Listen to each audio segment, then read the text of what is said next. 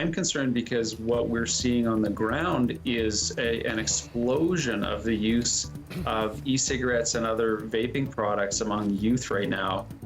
London health officials raised the alarm after a teenager is hospitalized with a severe respiratory disease. They say the teen had no health issues but vaped daily. The Middlesex London Health Unit made the announcement earlier today saying this marks the first Canadian case of lung disease as a result of vaping. Ali Chiasson is on this story for us tonight. And Ali, the province is promising to look into vaping now by collecting data from hospitals. That's right, and that's because they say it's about time that we get a handle on this whole vaping phenomenon, saying that it is way too accessible. I'm out front of a convenience store where it's advertised in the window, just on the sidewalk here, and now the province says we have sufficient evidence to suggest that it's dangerous. Have a listen. As far as we are aware, this is the first case of vaping-related illness that's been reported in Canada. A teenager in London, Ontario has been hospitalized with severe pulmonary disease, landing them on life support last week. The individual recovered and is now at home. After treatment and examinations from Middlesex County doctors, all signs pointed to one cause. No other immune-related issues. The only issue that was identified was that the individual vaped e-cigarettes. This news comes after hundreds of cases of vape-related lung problems were reported in the United States, including at least 6 deaths. And look around, from the advertising to the fruity-smelling vape clouds you see on the street, it's just as popular here, especially among young people. They're so small, you can really just do it anywhere and the vapor will dissipate really fast. They're super addicting. This is just a mango flavor. When did you pick it up? A year ago? Yeah, and why? Was it to wean off smoking, or? No, I've never smoked a cigarette in my life. That's just disgusting. Flavored vape juice makes the nicotine more palatable, but according to doctors, potentially more dangerous in the short term. They think there's nothing wrong with it because it just tastes like cherry vapor. As of today, Ontario's Health Minister Christine Elliott has now ordered all public hospitals to report cases of severe pulmonary disease due to vaping. We will be starting to receive the information immediately, and that will give us a clear snapshot of what's happening across the province. And whether it's a ban on flavorings or a ban of vape pens entirely, the health minister says all options are on the table. We're talking about people's health. Adults these days and their opinions. This is our version of smoking cigarettes. It sounds corny, but you only live once. Like, really? So no particular brand has been implicated in this, and no particular substance either, nicotine or cannabis oil. The message today is to seriously think before you vape. Send it back to you, Dwight. Thank you, Ali. Now, with health problems linked to vaping on the rise, India is clamping down on the industry. Production, manufacturing, import, export, transport, or sale, or even distribution and storage and advertisement relating e-cigarettes are all banned. The ban is being imposed through an executive order of cabinet and must be approved by lawmakers in the next session of Parliament later this year. Those who break the new law could face jail time of up to 3 years, a $7,000 fine, or both. The cabinet says this step is needed to ensure e-cigarettes don't become an epidemic in the country, but it's not clear whether the actual use of e-cigarettes will be banned as well. Long-term cannabis use could be elevating stress and anxiety levels in young adults. That's according to a new CAMH study published in an American medical journal today. We thought that cannabis would show a reduction in this neuroinflammatory biomarker. And what we found, it's an increase in this biomarker of neuroinflammation. So let's break that down. The study concluded that a brain protein linked to stress and anxiety went up in regular users. The CAMH team tested 24 people who used pot at least 4 times a week for at least a year. The average age of those tested was 23, with many of them starting to smoke pot at a young age. Ms. Rahi adds, in order to conclude there is a link, she wants to do a similar study testing people who are regular pot users but then abstain from smoking for the duration of the study. The city of Mississauga plans to spend $500 million on energy-saving measures, just like these car charging stations. I'm Natalie Nanowski, and I'll have more on the city's plan coming up. More than 1,200 workers at Oshawa's GM plant are being told to stay home after an auto workers strike against GM in the U.S., affecting about half of the plant's production for now, and the other half could soon be at risk. It's another day of bad news for the workers. In late 2018, GM announced the Oshawa plant would be closing at the end of the year. Let's bring in Mike Wise now, who's looking into the latest on this for us. And Mike, it's unknown when these workers will be back to work. Oh, that's right, Dwight. This morning, even more workers were told to stay home. The problem is all because of the interconnectivity of the North American auto industry. Right now, a strike by 49,000 auto workers in the U.S. has affected more than 50 plants and auto parts warehouses across 9 U.S. states and Ontario. Now, those are parts that the Oshawa plant depends on. 650 workers on the morning shift were told they wouldn't be needed tomorrow. Today, many say there wasn't much for the rest of them to do. No, I just went in for work for 3:05, and we didn't do anything. We were told that the day shift was sent home early, and we hung around for 4 hours, and they let us go at 7:05, and that's about it. I mean, right now we're just standing behind our brothers in the States, you know, and we hope the best for them. I mean, they've got a big fight ahead of them, but they can do it. Now, a spokesperson for GM says it will continue to monitor the situation, but admits the production of some vehicle lines is being disrupted by the U.S. strike. But Unifor is warning that layoffs here in Canada may just be starting. It actually expects all Oshawa workers to be sent home possibly as early as tomorrow, and says production at GM's other Ontario plants in St. Catharines and Ingersoll could soon follow. St. Catharines, about 80 to 90% of all engines that they build go to the United States, so we're expecting that they're going to be negatively impacted within the next day or two. And our CAMI plant in Ingersoll, you know, 50% of all engines that go into those vehicles come from the United States, so we think they probably have about another week to go. Now, Jerry Dias says GM may have been anticipating the job action, and so it was stockpiling engines at the Ingersoll plant so it could stay open a bit longer. But ultimately says if the strike in the U.S. drags on, that stockpile will run out and those workers will face layoffs. If there's any consolation in this, Dwight, it's that the Oshawa workers are still getting paid. Unfortunately, that's because that plant, as you said, will be shutting down at the end of the year, and under the contract GM has with Unifor, workers there must be guaranteed a full wage in the final 16 weeks of work. Dwight? Yeah, at least they're getting that. Thank you, Mike. Thank you.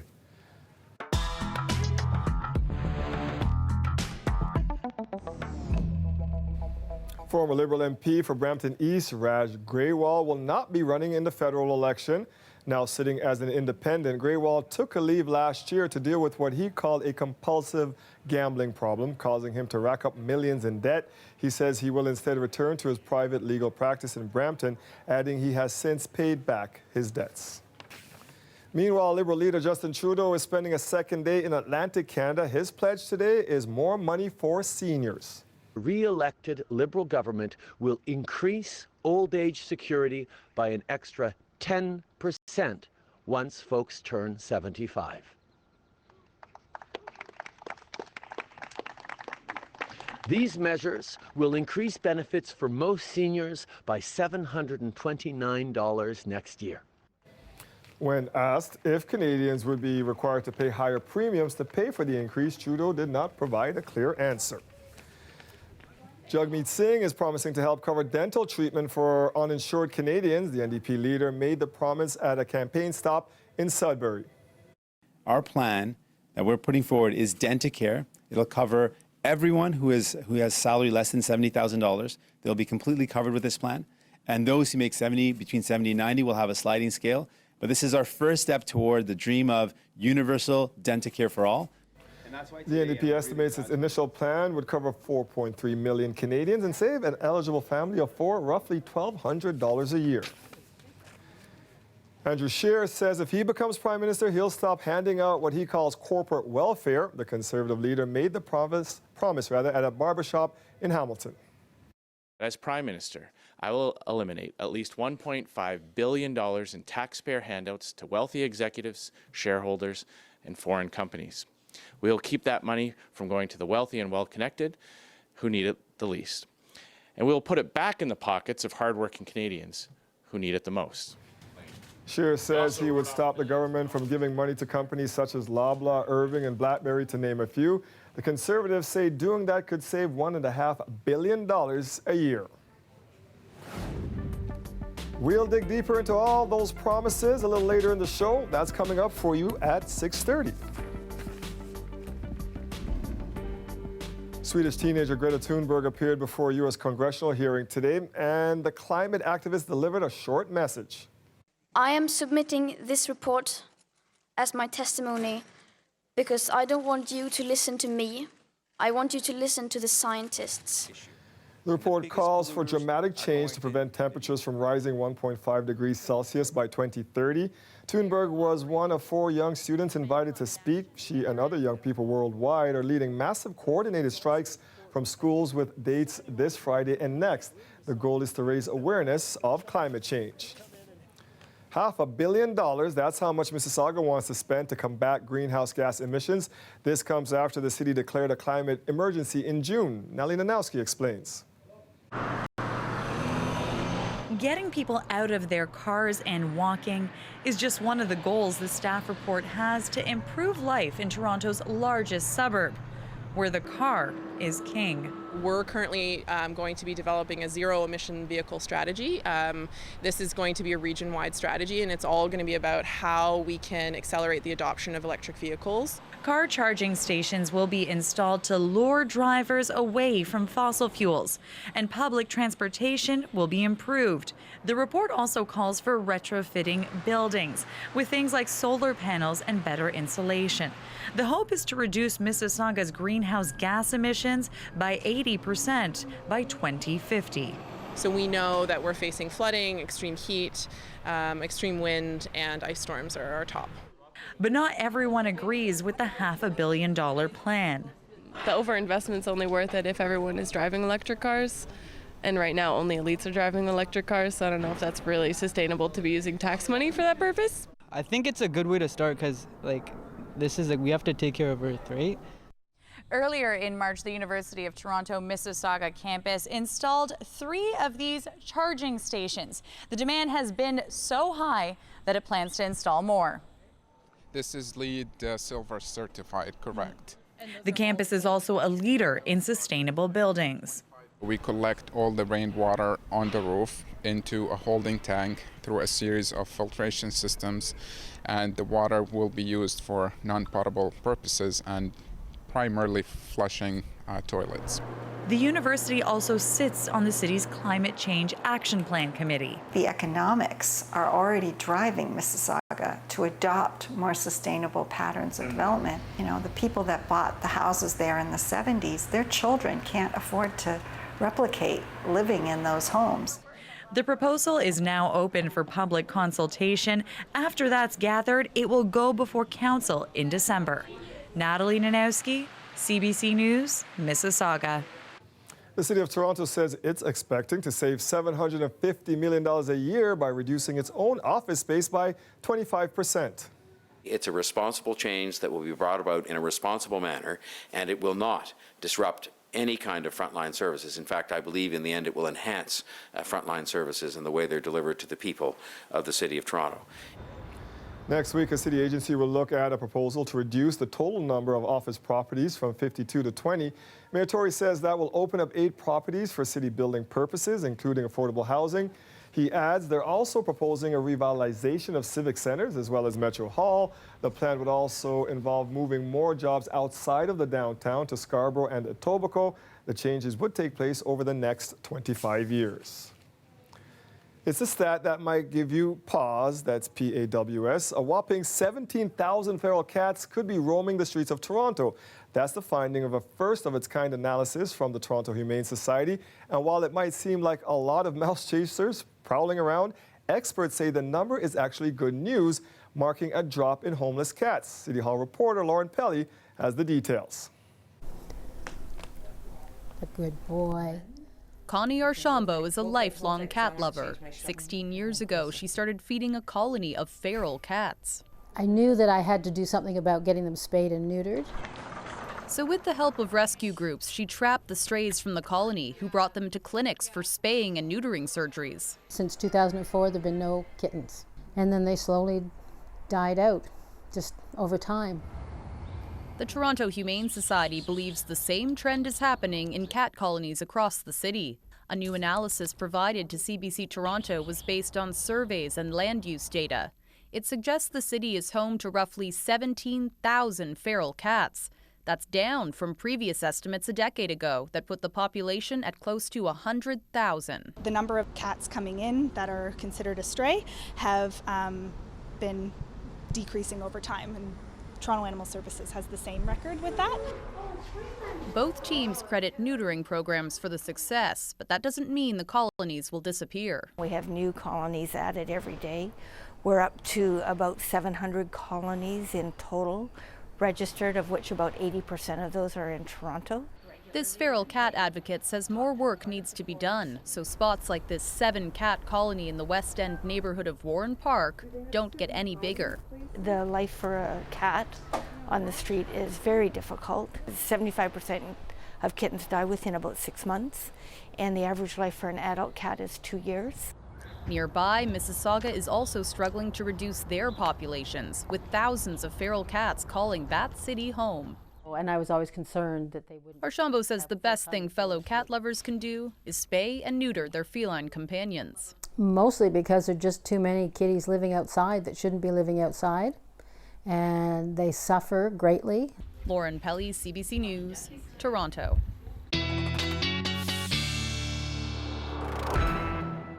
Now, we know our caller Kennedy loves dogs. I'm betting you love cats too, because you're an animal lover, period. Yeah, you're right. I am an animal lover, Dwight.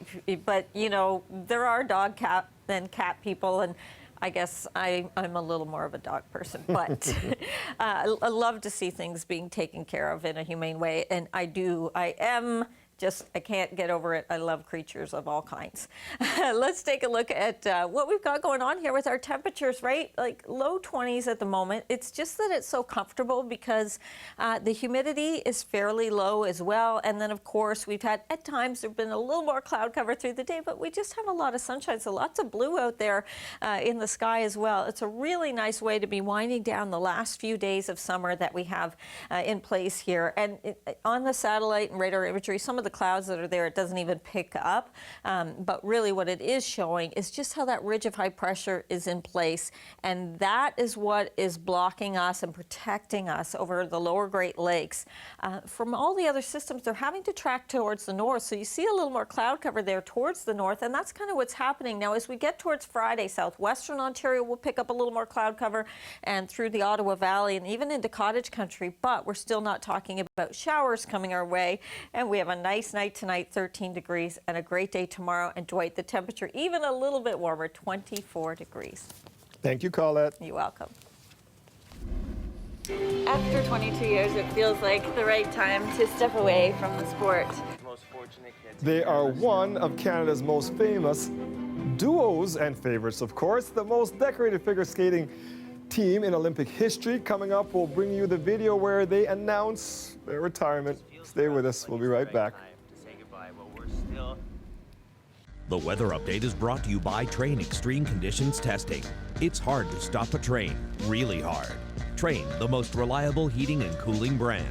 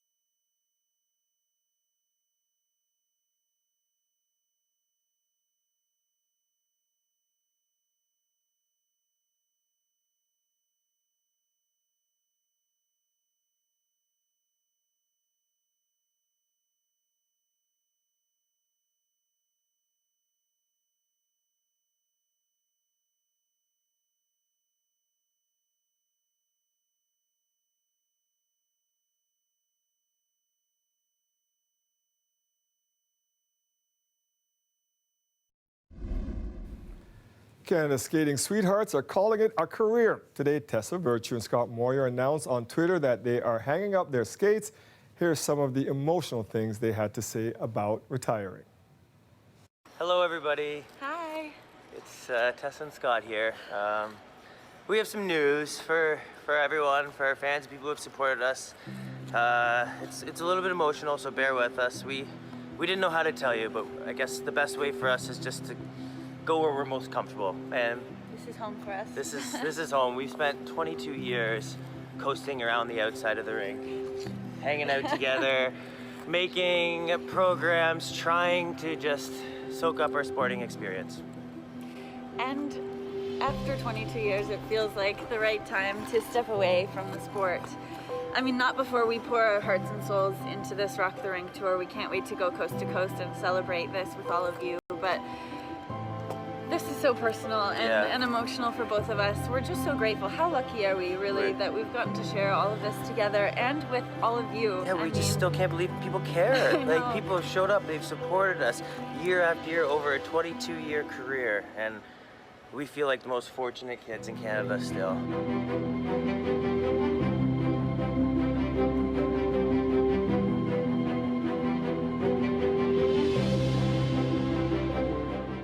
It just feels for us like it's the right time to say goodbye while we're still loving and enjoying the sport as much as we always have. Thank you so much for your unwavering support. It truly has meant the world to us. And, you know, we're in such good hands in Canada. The next generation of skaters is going to blaze new trails, break all of our records, and we can't wait to cheer them on. And we'll be there watching. Yeah, exactly. Yeah, we'll be there supporting them, and yeah, they're just gonna smash our records. They will. 22 years, and it's been, I can't put that into words. And I think that'll be what our solo is all about, what we've had together and what we've shared, and it's so beautiful. I can't, don't look at me. I'm not gonna be emotional. This is my first selfie video and I'm not gonna cry at it. What a beautiful ride it's been. So thank you. Hopefully we'll get to see you and celebrate this last tour together. We love you all. We love you so much. Mwah. Bye. Oh, not bye. We still got a tour to do.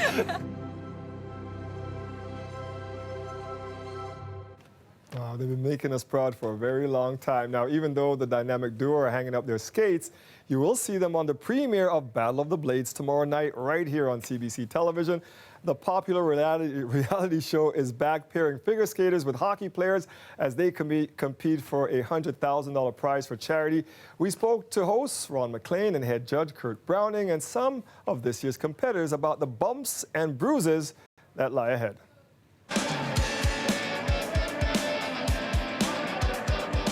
In our world right now, we're looking for great messages of inclusiveness, positivity. The show has all that. It's men and women collaborating, arch rivals, showing respect for one another. It's a really wholesome, in its own way, show. When you take two people from kind of completely different worlds, different backgrounds, and see how in a few weeks they kind of seamlessly fit together. It's going to show a lot of Canadians a more inside look into what figure skating is all about. I think one of the funnest things is to hear the hockey players talk about how difficult figure skating is. There's not a whole lot of padding, and we're used to having full-on hockey equipment, so when we fall or crash on the boards, and it's like, oh, we're fine. They're doing this their whole lives with no equipment, no helmets, no anything, so you can see some of the risks and dangers, and you might even say that figure skaters might be tougher than hockey players. Oh, you said it. I didn't say it. Would you like to repeat that again? I think they might have heard me, I think. There's going to be injuries. It is really, figure skating looks easy until it goes wrong. I'm hobbling around on a knee that I hope in 3 days for the show is ready. You get hurt skating. First day I got here, it took about 5 minutes and I went down. It's part of it. I got a black and blue elbow, I got a chipped tooth, I got a sprained wrist. It's all in black and blue knees. It's part of it. First of all, I love figure skating, I love pair skating, and then see hockey players struggle. It's so much fun. They're taking a tough guy and trying to make him look as soft as possible. And I think everyone can kind of visualize themselves doing it, but you're like, oh, I just couldn't do it. But yet these guys are actually out there doing it. For me, I mean, I think there's a few challenges. I'm obviously a lot bigger than most of the figure skaters, probably almost double their size. So for him, he's got to put in a little bit more work. Sadly, for a lot of time in my life, I've been out of my comfort zone. So, I've been dealing with heavy issues for a lot of years.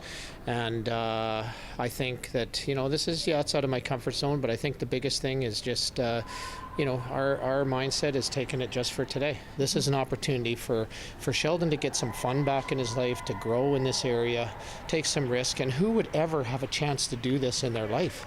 Like, when else are you going to get asked to do something like this? Like, really, right? Like, be able to do, waltz jumps with Caitlin Weaver. Like, bring it on with a twizzle. There's not many who can say that.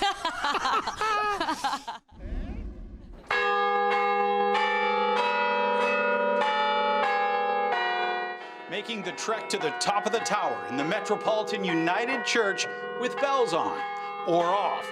Dozens of the church's historic bells have been removed so they can be restored and retuned.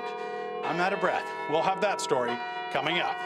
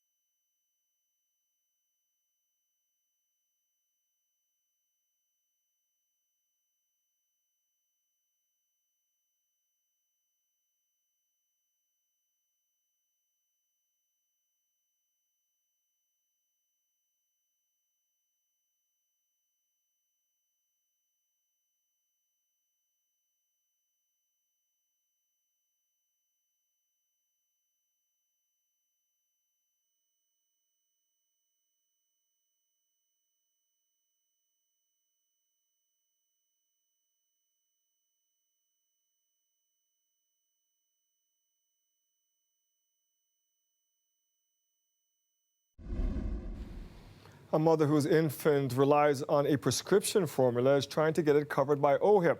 The baby was born with a genetic disorder and can't keep anything else down, but as Lisa Shing reports, she falls into a gray area and her parents have to pay for it on their own. Meal prep for little Adeline hasn't come easy. The 7-month-old couldn't keep anything down because of digestive issues, not breast milk nor formulas, except one called Puramino. Vomiting 24/7, almost every single feed. We couldn't keep it down. She was screaming. This complication stems from a rare genetic disorder called Wolff-Hirschhorn syndrome, which affects her physical and intellectual growth. What was it like finding out your daughter lives with an immune deficiency? It was devastating. It was really hard. The life that you dream for your child, it was really hard. Aside from physiotherapy and cardiologist appointments, her parents have been worrying about the cost of the formula, about $150 to $200 a week. Because they have insurance, OHIP Plus doesn't cover it, but their private insurance won't pay for it either. It's not a choice. We aren't choosing to put our daughter on this. On April 1st, the PCs rolled back a Liberal plan that covered all prescriptions for people under 25, saving $250 million. The NDP's health critic says she knows of several families in the same situation and is calling on the government to do something about it. Don't balance the budget on the shoulders of sick newborn babies. The Ministry of Health says Wilkinson can apply to the Trillium Drug Program, which covers families who have high prescription costs. But Wilkinson is reluctant because they'll have to pay the deductible of 4% of their after-tax income up front. And she doesn't know how long Adeline will continue needing the formula. I feel that it's not a fight that I should have to fight. Lisa Shing, CBC News, Orono, Ontario.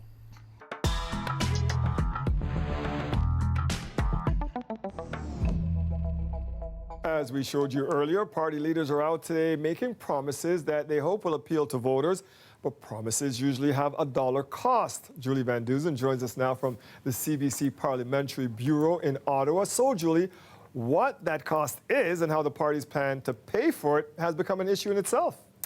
Right, and it's a little different with everybody. So starting out the gate first this morning was Jagmeet Singh, the leader of the NDP, and he's promising dental care for Canadians who make under $70,000. Now, Dwight, the novel thing these days is that he released what the Parliamentary Budget Officer says would be the cost of this plan.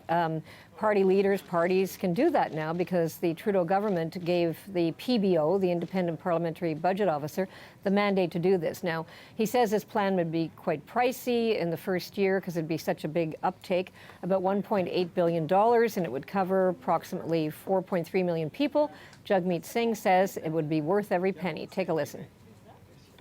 This is an immediate solution. It is bold, it is exciting. I'm kind of getting goosebumps when I think about it because we can actually cover so many Canadians that don't have coverage. Okay, that's Jagmeet. Well, what about Justin Trudeau? What's the Liberal leader offering today? Well, he was making a pitch to seniors, more money for their OAS monthly checks, more money for widows. But did he release the PBO analysis? No, he didn't. And the Liberals say that they are basically doing it for the big ticket proposals. Take a listen. We will be releasing a fully costed, fully responsible platform in the coming weeks, including all the work done by the Parliamentary Budget Officer on specific measures. And the Conservatives? Well, so Andrew Scheer says that Canadians will never get a full picture of what Justin Trudeau's up to. He's just into racking up big deficits. The current one is about $14 billion. Scheer says, on the other hand, he will not release a campaign promise unless it's been vetted by the PBO, the Parliamentary Budget Officer. He says Trudeau is hiding something. Take a listen. Obviously, the Liberals have a terrible fiscal record that they are ashamed of. I believe that's why they're not participating in the very process that they themselves set up. So Scheer says he would eliminate the deficit in 5 years. We have not heard what Justin Trudeau would do. He has actually never answered that question, including today. Thank you, Julie. You're welcome. We want to make sure the issues that are important to you are part of the campaign conversation, so reach out to us by email, phone, or on social media. Email us at mygtelection@cbc.ca. Call us at 416-205-6000 or connect with CBC Toronto on Instagram, Twitter, and Facebook. We will do our best to tackle the issues that matter to you and the GTA. Saudi Arabia laid out evidence today to bolster its claim that Iran was behind last weekend's attack on Saudi oil fields rather. The U.S. says it would tighten sanctions on Iran but remain vague about any other retaliation. Stephen D'Souza has more. This is the one have attacked. Standing before the court of world opinion, the Saudi Arabian military laid out its evidence, accusing Iran of sponsoring the weekend attack on its oil fields. Fragments of the 18 drones it says were used, pieces of 3 cruise missiles they say fell short of their target. It was an assault to the international community, a deliberate attempt to disrupt the global economy and the energy industry. Houthi rebels based in Yemen claimed responsibility for the attack on a giant Saudi oil facility. You can see using security camera footage, the Saudis say the attack came from the north, from Iran or Iraq, not Yemen in the south. Iran's continued aggression, sponsorship of terrorist groups, and interference in maritime commerce represent a common threat to us all. But the Saudis did not directly accuse Iran of launching the assault and stopped short of threatening a military response. This as U.S. Secretary of State Mike Pompeo, in the region to meet Saudi officials, called out Iran's actions, telling reporters off camera that Iran's actions were an act of war. But Pompeo's tough stance wasn't backed up by the president today. After tweeting over the weekend that the U.S. was locked and loaded, Donald Trump was non-committal today. There are many options, and there's the ultimate option, and there are options a lot less than that, and we'll see. We're in a very powerful position. That ultimate option would be war with Iran. Some Republicans are calling for at least a military strike. Trump, though, questioned previous American interventions in the Middle East. How did going into Iraq work out? So we have a disagreement on that, and there's plenty of time to do some dastardly things. The United Nations General Assembly is here next week and is seen as an opportunity for the U.S. and Iran to meet. But so far, neither side has committed to any talks. Stephen D'Souza, CBC News, New York. The official results from Israel's general election are still too close to call, but all indications point to a neck-and-neck race between Prime Minister Benjamin Netanyahu and former military chief Benny Gantz. Israeli media reporting that with about 90% of the vote counted, Netanyahu's Likud party has one less seat than Gantz's Blue and White party. The results are what they call a tie. And when you have a tie, it means there's going to be a lot of bargaining back and forth. And that should be very interesting. A final result might not be announced for days. Whatever party comes out ahead will still need to forge alliances with similar parties to form a government. Netanyahu and the Likud party are also dealing with corruption court cases against him that are scheduled to start in 2 weeks. The man behind the Brexit referendum is back in the spotlight. Former British Prime Minister David Cameron's new memoir has hit store shelves tomorrow, and as Cameron McIntosh tells us, it's already causing a stir. In his little bookshop in the town of Pinner, just outside central London, Peter Brook has set up an oasis. A good book, a refreshing drink. Just don't mention the B word. People are arguing tooth and tongue every single day around the subject of Brexit. You won't find former Prime Minister David Cameron's new book here. Our personal view is that we stay fairly apolitical, and as a result of that, we won't be stocking the book, although it's available to customers who want to pre-order it. It's not the only bookstore taking that position. Cameron's biography comes 3 years after losing the referendum on Brexit and resigning. The man accused of breaking Britain isn't quite apologizing. Am I sorry about the state the country's got into? Yes. Do I feel I have some responsibility for that? Yes. It was my referendum, my campaign, my decision to try and renegotiate. And I accept all of those things. It's criticism of one-time ally, now Prime Minister Boris Johnson, that's really getting attention. He thought that the Brexit vote would be lost, but he didn't want to give up the chance of being on the romantic, patriotic, nationalistic side of Brexit. Provocative timing as Johnson's handling of Brexit has Britain on edge. It pours fuel on the fire, I think, because it goes right back to what some people consider were illegitimate tactics used by the Leave campaign, whose head, of course, was Boris Johnson. Pinner voted Leave. Along its high street, Cameron's relevance is debatable. He ballsed up, didn't he? And I don't really want to hear his excuses. I certainly have voted for Brexit, but it would be nice to get another angle.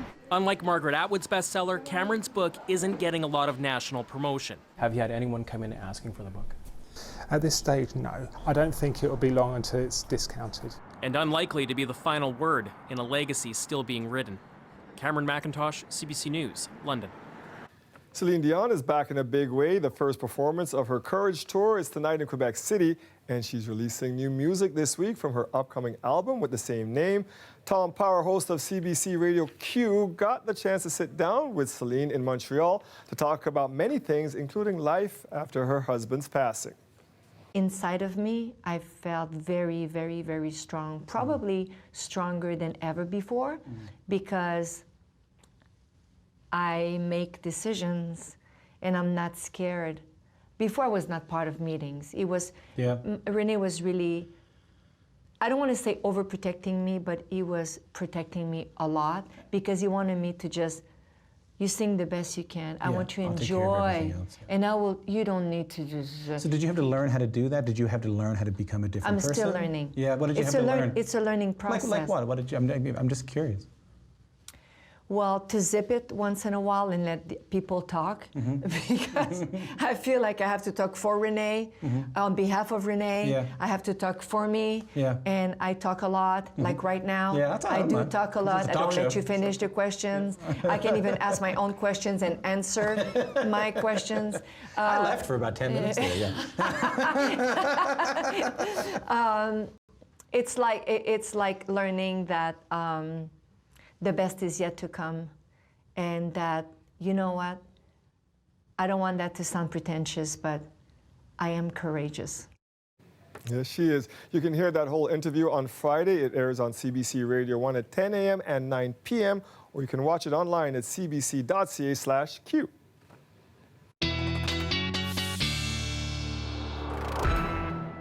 So before I ask you if you're a fan of the cast, now I got to know, you're a Celine fan too?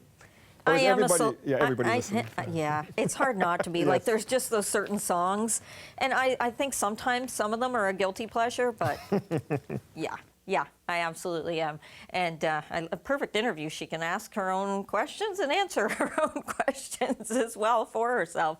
I want to show you something here about what's happening with our average highs, because we're rolling ahead of that. We're going to keep rolling into warmer temperatures the next few days. But at this time of year, 20 to 21 degrees. Also, you know, September can be such a fickle month in terms of warm days, cool days, all over the place. So these are long-standing records for the record high and the record low. It's not like it's a month that comes in warm and then it's cool by the end. It's all over the place. Now, I say it's fickle. Well, we've been going steady with the current weather pattern quite nicely. Like to see that as well, and it's going to continue for us. Record rain, just want to point that out because it's a significant one, well over 100 millimeters. No wonder that one's been standing since 1948. These are the current temperatures that we have out there then. Starting to cool down a little bit. Hamilton, you're into the teens now at 19 degrees. We're still talking about this ridge of high pressure that's in place. Now, as it starts to slide eastward a little bit, because we have clockwise circulation, what happens is on the backside, we get into more of a south to southeasterly flow that we'll be seeing, and that's going to start to pump up those temperatures. And that's why, as well, the humidity will start to go up as we get towards the end of the week. So in terms of the systems, though, they still are being blocked, having to go around. A little extra cloud cover Friday for southwestern Ontario and up into cottage country. But for the GTA, we may just begin to see a very summer-like pattern showing up, highly isolated, but because of some of the heat and humidity, few thunderstorms could roll into our skies. 12 to 14 degrees for those overnight lows. Tomorrow's highs, there it is, getting warmer. So mid-20s with that sunshine that we're looking at. And I'll tell you, there's the heat building and the humidex values. Dwight, I'm so happy I can still say humidex and mean it for a few days coming up as we head into this last weekend of summer. Oh, we're not complaining. We'll take it a little while longer. Thank you, Colette. You got it. Canadian author Graham Gibson has died. He was 85. Gibson wrote novels that included Five Legs and Gentleman Death, as well as some non-fiction. Gibson was a champion of Canadian writing and the environment and was a member of the Order of Canada. Gibson was also the longtime partner of Margaret Atwood. Atwood issued a statement that I read in part: "We are devastated by the loss of Graham, our beloved father, grandfather, and spouse, but we are happy that he achieved the kind of swift exit he wanted and avoided the decline into further dementia that he feared." We'll be right back.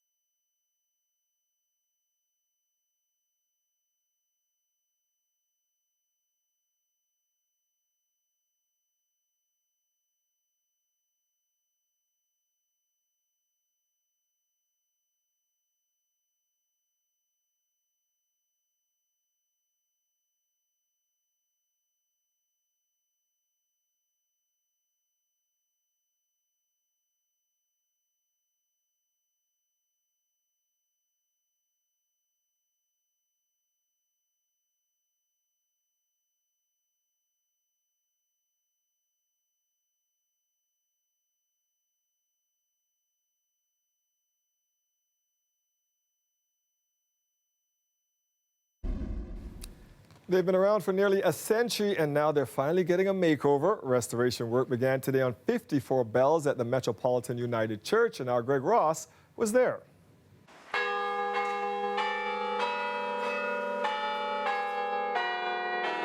These are not your typical church bells. They're what's known as a carillon. A carillon is a set of bells. It needs to be at least 23 bells to be an official carillon. Patricia Wright is the Minister of Music at the Metropolitan United Church. She says a carillon is played like a musical instrument. Our bells are played from a keyboard, and anyone who plays the piano would recognize the keyboard. And like a piano, sometimes it needs tuning. Time takes its toll, as it were, on the bells. Today, 31 of the 54 bells were removed. They're being taken to Ohio to be restored and retuned. These are the smallest of the bells. The smallest bell that we're bringing down will run about 12 to 15 pounds. The largest bell we're bringing down will be about 150 to 165 pounds. How much does this one weigh right here? About 40 pounds? That feels a little heavier than 40 pounds. The other 23 bells are too big and heavy to come down, so they have to be restored in place, and getting to them isn't easy. All right, we've got 90 steps to go up here, and not a lot of room. A winding staircase, barely wide enough for one person to fit in. Wow, it's almost claustrophobic in here. A trip Josh Meeks had to make more than 20 times. He's part of the restoration team. We bring all of our wrenches and our tools for removing the bells from the actual frame, and then we're bringing a lift hoist up here to lower the bells through the hatch. Just below the bells is this keyboard. So if I hit these keys right now, would we hear bells? You would. That was Dancing in the Dark by Bruce Springsteen. Did you guys hear it? The larger bells up top were actually the original 23 bells installed back in 1922. This is their first full makeover in nearly 100 years. You're just going to replace everything around these bells. Pretty much everything you see except for the structural framing is going to be replaced. So these strings, which help operate the bells, they're all being replaced. Yep. The entire restoration of the bells is expected to take around 6 months. They hope to have them all back in place and operational by spring. Greg Ross, CBC News, Toronto. Time to play match game. New York City's newest building is so tall. How tall is it? Find out after the break.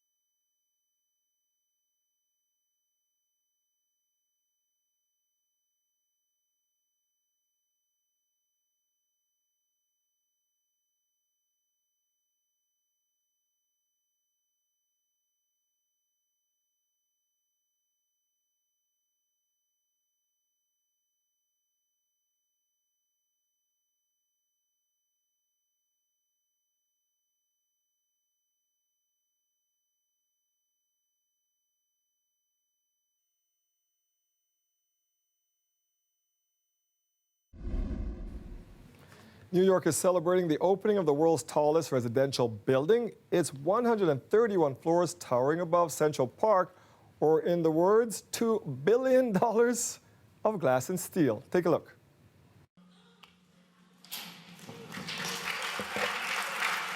It took a long time. We, little by little, and as we got larger footprint, larger air rights, it turned into what's now the tallest residential building in the world.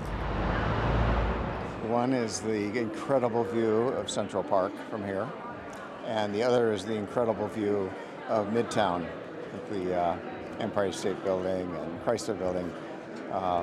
This building has both those views, and those are absolutely incredible amenities that very few buildings have the way this does. We're in one of the greatest cities in the world, so the inspiration is easy. When you look at the history and legacy of great buildings in New York, and you look at the skyline of New York, for us to be able to participate in that and kind of etch our role in the history of that architectural legacy is fantastic. Not every day was as beautiful as today. You can imagine everything that everybody's gone through in order to build this building. It's an amazing achievement. It's an unbelievable achievement.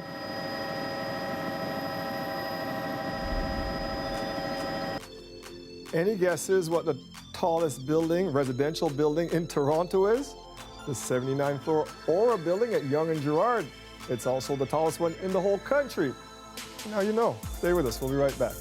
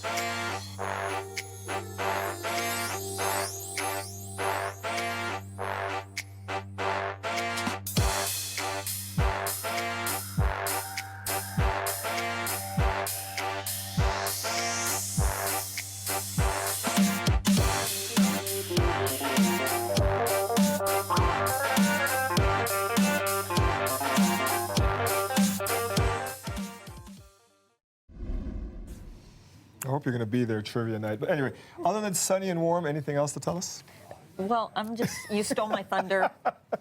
We're not complaining, though. We like that. Yeah. Yeah, that's right. This is the pattern we're into. So really what we're going to see is just that the temperature tomorrow gets a little bit warmer, and then it gets a little warmer still after that. But tonight, 13 degrees, so tomorrow afternoon, 24.